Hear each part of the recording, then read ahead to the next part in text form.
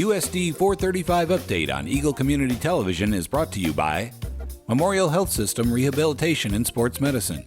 Memorial Health System Rehabilitation and Sports Medicine will get you back in the game. Century Business Systems. Century Business Systems provides local service, competitive pricing, and simplified solutions for all of Abilene's copier and printer needs. Rivendell Bookstore, Abilene's only new and used bookstore, supporting USD 435 and its surrounding community.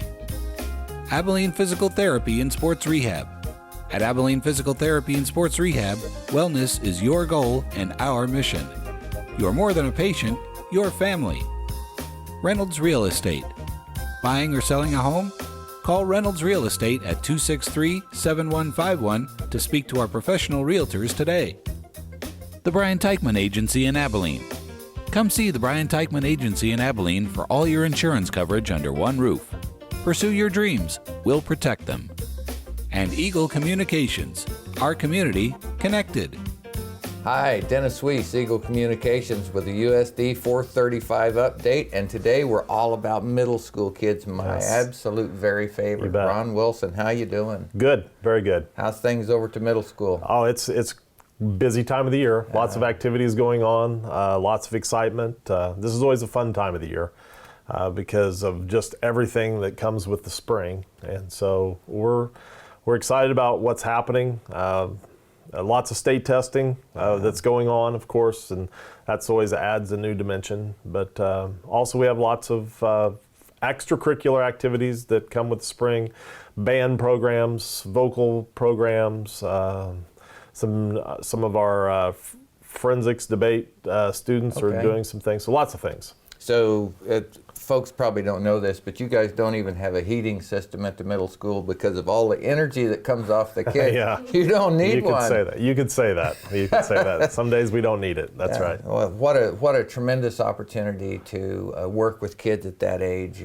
I've had the privilege of coaching at that level for a number of years, a long time ago, but I've always said, you know, if you can't get excited about middle school kids, you just don't have excitement in you. They bring the energy, and you yourself have to bring energy to match that. Absolutely, you do. It's a great thing, but it's a time of learning that's unparalleled. You know, the transition from being a little kid to adulthood, that really starts in your building over there as far as the educational level. So a lot goes on, a lot of new stuff. Yes. That's one of the great things. They are really stepping into that independence. They're almost on the threshold of stepping into that. You know, I'm beyond a young kid. I'm a teenager now, and so it's a fun time. My boy was in your building for a couple of years, and you know, I got to meet your staff, right? Yes. So that was a privilege for me. Some very, very top-notch people work for you in that building. I've got a bunch of committed people who love middle school, understand what middle school kids bring to the table each and every day, and they just are absolute professionals, and I'm just very blessed to have such a strong group to work with our kids. I always look forward to having the parent-teacher conferences there, even though my son's grades weren't all that great, but his enthusiasm for his day there and the people there was very, very high, and still is. And I always got a great kick out of seeing what the teachers would bring back as far as how they work with these kids. It was a great opportunity to look at excellence in action. Thank you. Yeah, I'm very blessed. Just a tremendous group who work hard each and every day. So. Okay, so we have a guest standing over in the corner who's going to talk to us about a topic that we haven't had on camera today, but you get to introduce it. Sure. At Abilene Middle School 3 years ago, we started a Longhorn Leaders program. This program was primarily designed to help with the orientation of our fifth grade students who were transitioning into sixth grade, and we went through a selection process where we identified 20 seventh graders who were going to be eighth graders, who then would help with the incoming sixth graders, the process of just making them feel comfortable, getting them established in our school, always having a person that they would know in the school that would make them feel comfortable. That was 3 years ago. It was such a success, and we just felt like we had more leaders in our school that could do some really good things. My counselor, Jenny Wilkins, who you'll meet here in a second, kind of took this idea of that we have more leaders in our school, has transitioned it into a bigger program where we are developing more leaders in our school. It's probably, I've been a principal now for 20 years, and probably one of the most influential things that I've seen happening with kids, where they are suddenly developing confidence because we are now giving them opportunities to take on roles of leadership, of things in our school that we have been doing forever. And now we're saying, hey, would you like to do this? And kids just beam with confidence when we turn these things over to them.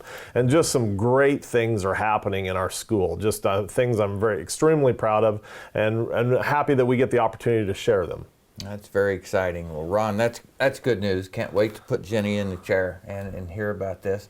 But as you walk away from today's interview, thank you for 20 years of service. Thanks for being in Abilene, USD 435. And please pass my regards on to your staff when you see them today and following days. Job well done over there. Thank you. I appreciate it. Okay, we're going to take a short break and be back with Jenny Wilkins just 1 minute.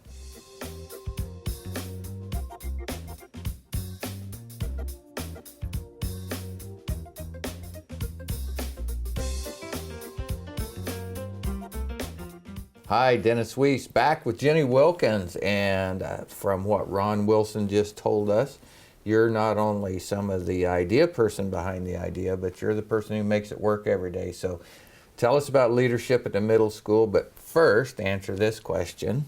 How much fun is it for Jenny Wilkins to be at the middle school doing this job? I love it. Kind of like you had mentioned when you were visiting with Ron, I think it's just such a critical time in kids' development. They're not quite kids, they're not quite adults, and just that in-between time to be able to feel like you can have an impact at that age is just something I really enjoy. Yeah, some folks say we're not really sure if they're quite human, but they are.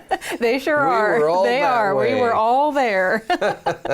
Yeah, it's such a fun time. Mm-hmm. But from the kids' perspective, I sat on a school board when I was like 22 years old. Big mistake, But anyway, I did it.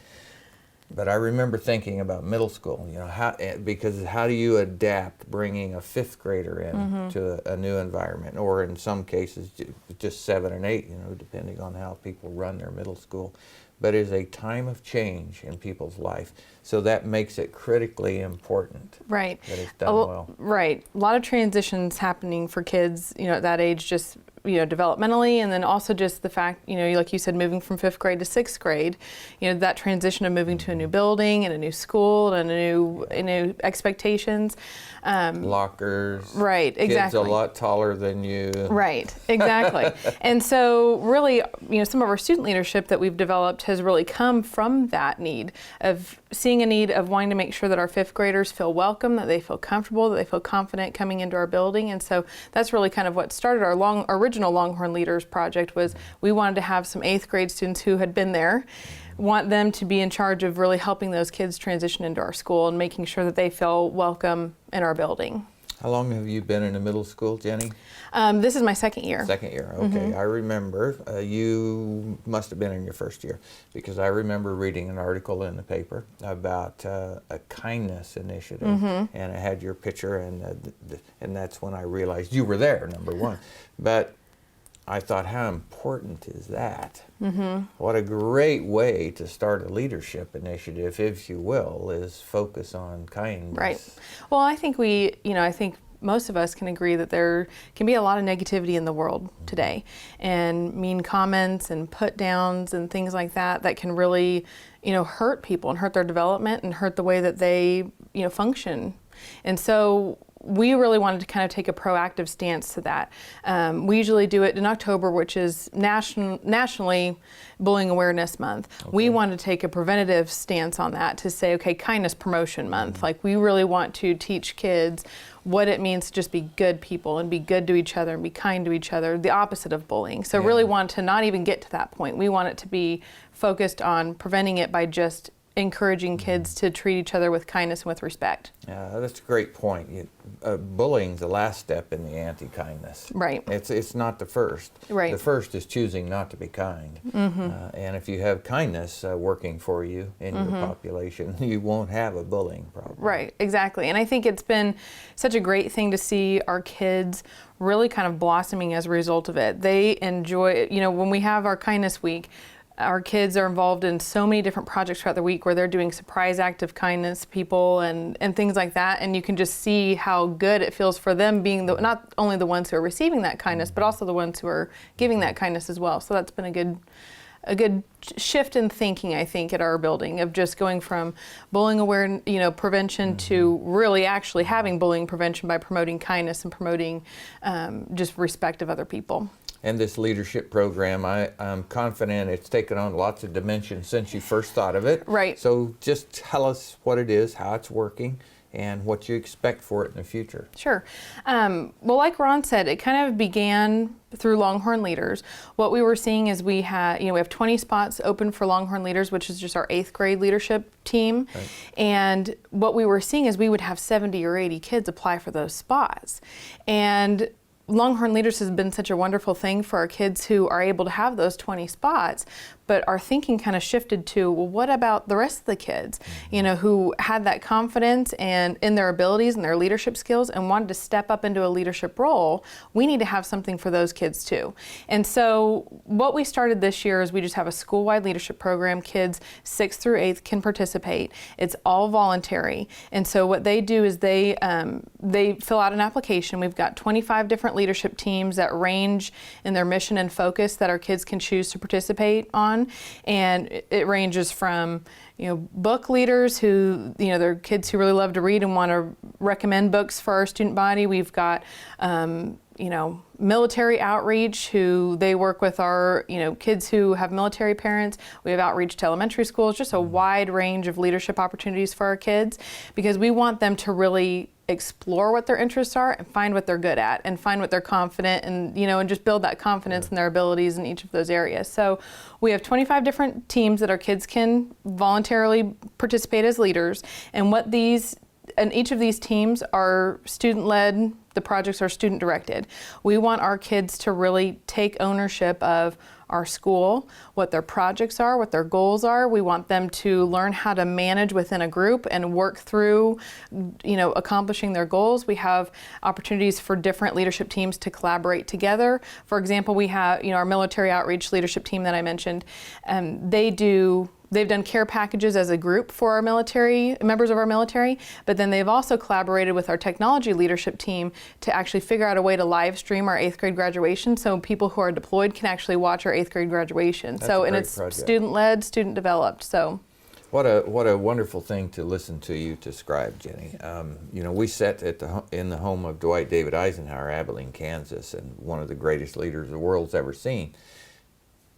But in our daily lives, many people, it's very easy to take leadership for granted. Right.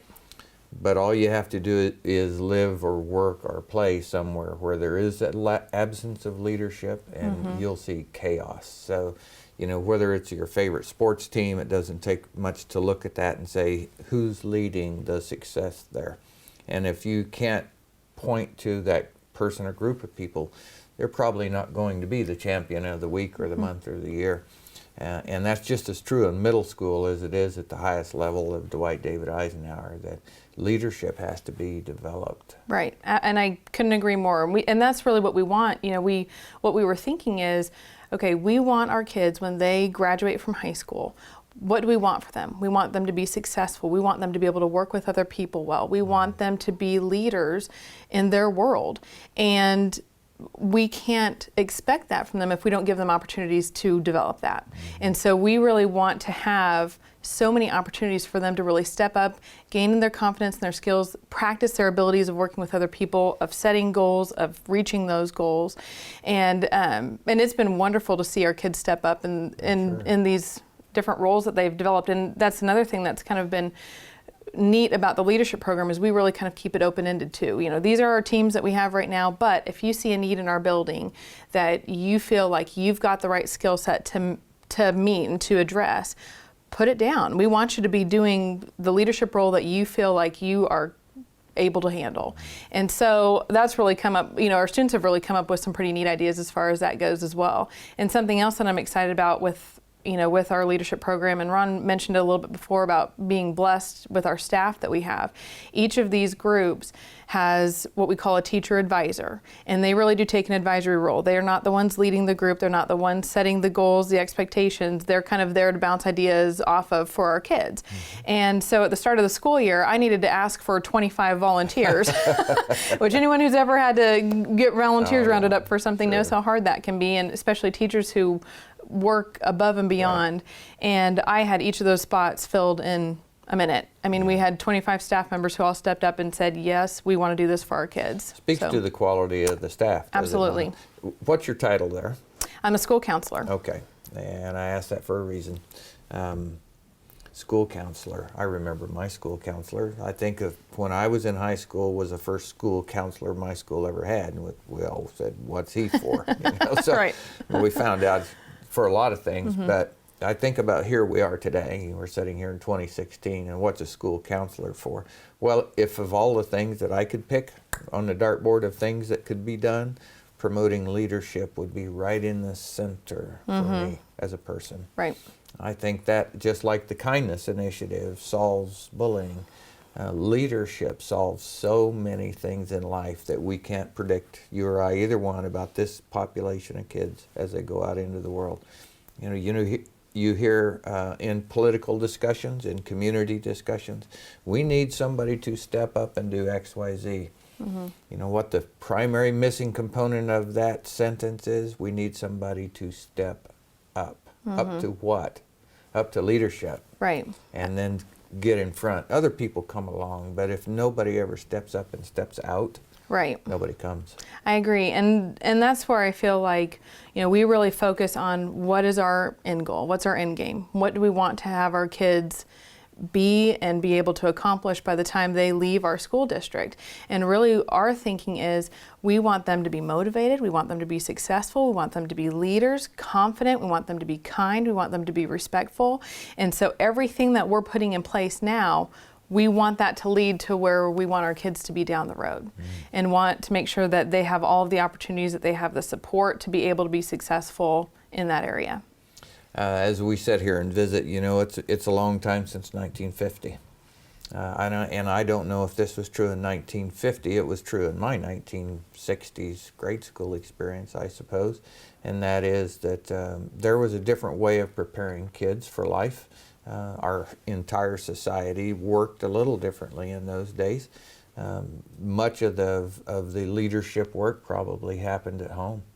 But the people in our schools were always expected to live by example in front of us about leadership.